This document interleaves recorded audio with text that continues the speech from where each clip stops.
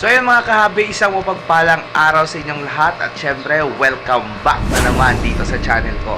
So ayun mga pre, for this video ay nandito ako sa maliit nating fish store. So ayan, so ipapakita ko sa inyo yung nilalaman dahil uwi tayo ngayon sa bahay at kukuha tayo ng stock ng mga gapis natin. Kasi konti na lang yung mga gapis natin, so papakita ko sa inyo. Let's go! So ayun mga pre, sa section na to ay meron tayo ditong bakanteng 3 tank. So siguro ito ililipat ko rin. So meron tayo ditong bakanteng 4 na tank in preparation sa paparating. So nabubulol na ako. So meron tayong paparating na shipment ng mga Glow Tetra, maybe Saturday or Sunday. So yan. So okay na yung tubig natin, stable na yung parameter. At syempre ito, meron tayo ditong EBM. So yung EBM natin ay meron na lang tayong 2 tryo na pwedeng ibenta. So dadagdagan natin to. Total uwi na rin ako at magpapakain. At dito yung Dambu Air Mosaic natin ay dadagdagan na rin natin para medyo maganda naman tingnan kapag lumalangoy siya. So ayan mga pre, samahan nyo ako at uuwi tayo sa bahay. So let's go!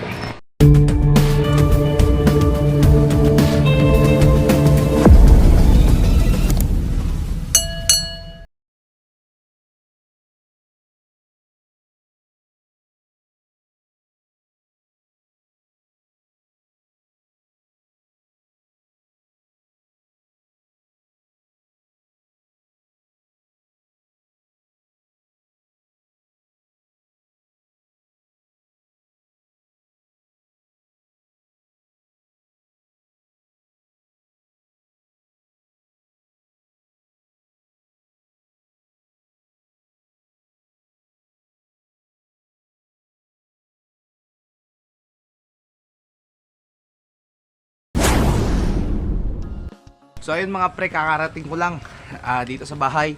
So ito yung breeding area ng aking mga gapis sa mga kaibigan natin, no, naka-subscribe pa lang sa ating channel.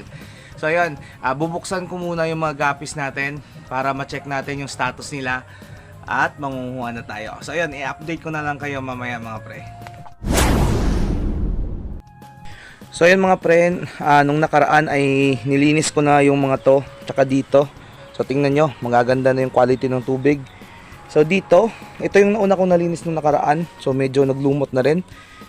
So ito, siguro pag umulan ulit at kapag stock tayo ng tubig, so lilinisin natin to.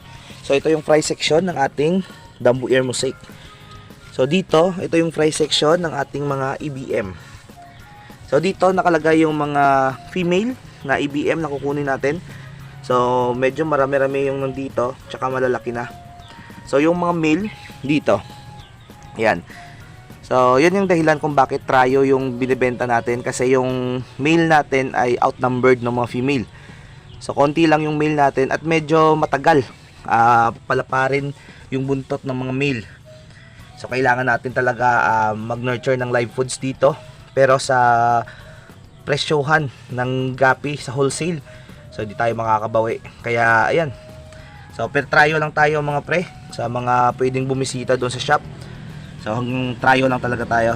Ayan, so umpisahan natin mga pre, ngunguha na tayo. So dito tayo mag-umpisa sa female. So let's go. So ayan, kukunin naman natin yung mahiwaga nating lalagyan. Ayan. So pasensya na kayo, medyo malabo yung tubig kasi yung lumot sa ilalim. So tingnan nyo yung tubig, malinis yan. Reflection lang yan ng lumot doon sa ilalim. Ayan. So mangunguha tayo. Siguro pwede tayo doon magdala ng kahit 5 tryo pa, kasi medyo maluwag pa naman yung lalagyan natin. So ganito kumuha dito mga pre, padakot lang. Napakarami dito, female ng ating EBM. Ayan, o, tingnan nyo, malalaki na yan, marketable size na lahat ng yan. So tumalon pa yung isa. Yan. So ayun mga pre, tapusin ko lang, kuha tayo ng 10 piraso para 5 tryo tayo. Let's go.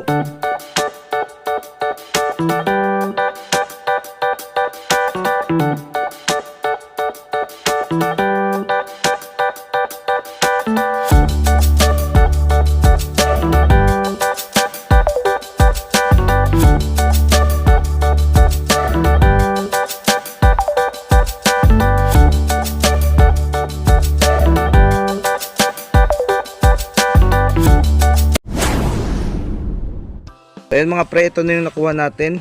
10 pieces na female ng ating EBM. Yan. So, kukuha tayo doon ng male na 5 piraso din. Pero dadagdagan ko, gagawin kong 6. Kasi meron ako dong 2 pang female na walang pair. Kasi nabenta ni Mrs. So, dadagdagan natin doon ng male. So, yun, ibabalot ko lang to. Pagkatapos ay i-update ko kayo. So, yun mga pre, nabalot na natin yung ating female. Yan. So, nag-blurred yung camera natin. Ayan. So, malalaki na yan mga pre. Marketable size na yan. So, kukuha tayo doon ng ating mga male. Ayan. So, dito tayo kukuha. So, 6 na piraso lang na male yung kukunin natin. Para yung iba ay may chance pang lumaki. Yan. Yung mga malalapad na yung kukunin natin. Gaya nito. Yan ang laki oh. Grabe yung laki niya. Malusog talaga. Ayan, 3.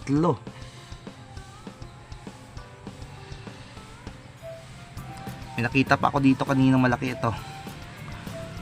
4. 5. Yun. So, yun, ito na. Ito na yung 6 na EBM na male na nakuha natin. Yung isa hindi pa masyadong malapad yung buntot, pero okay na rin. So anyway, binibenta lang natin to pang masa kahit pure strain.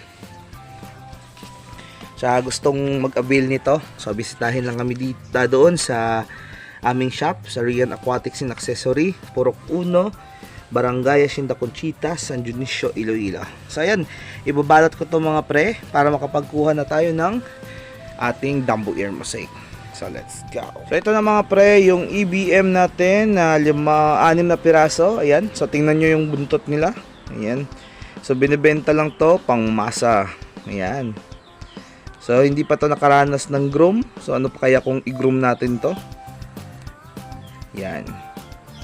So yun, next natin kukuha tayo dun ng ayun, ng Dumbo Ear Mosaic na male. So let's go. So ayun mga pre, tingnan nyo kung gaano kadami yung stock ng ating Dumbo Ear Mosaic dito. Ayun oh. Siguro nasa 100 pieces yung mga to. So kukuha lang tayo ng medyo maganda na yung katawan. Siguro mga 5 pair lang yung idadagdag natin kasi meron pa dahil noon siguro mga 6 pair pa yung natira. So pandagdag lang yan sa aquarium. So yun, kuha na tayo mga pre. Let's go.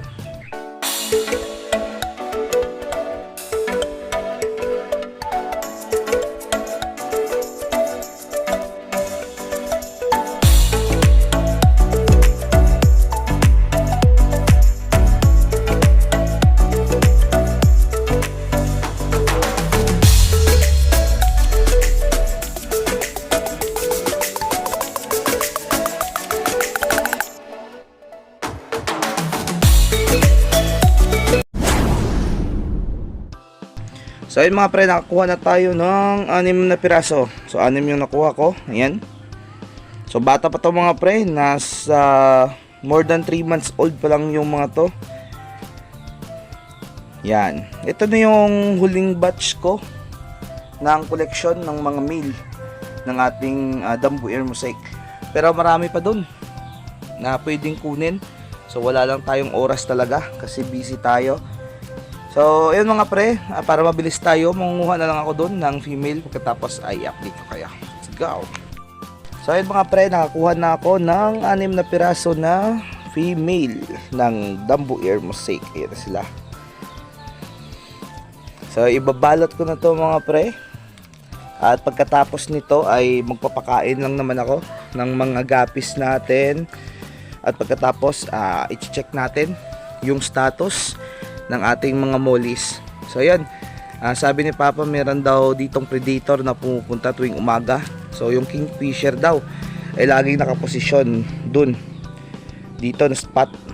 So kaya ako nagtataka ako na kahit isang molly natin na yan walang lumalabas kasi natatakot sila.